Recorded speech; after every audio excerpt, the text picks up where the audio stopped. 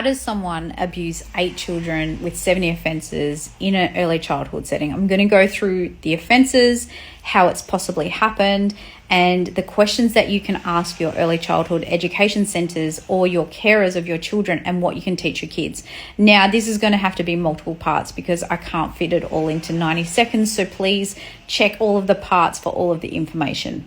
Here are some notes I made this morning. I've been meaning to do this video all day. He was not known to police. He had a current working with children's check. He was not mandatory reported by an educator or someone known to him, and there was no victims' disclosures. We know that the children that he abused were between 5 months and 2 years in the education centre, so non-verbal children. He chose them for a reason.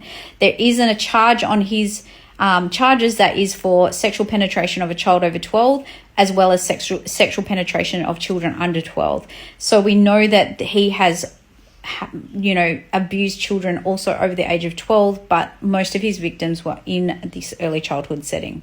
I believe he was identified through the distribution of CSAM. So law enforcement have found and identified him, and he was then obviously arrested and he's assisted with police. But they, obviously the parents weren't aware that these offences were happening against their children. And in the next part, I'll explain how that happens.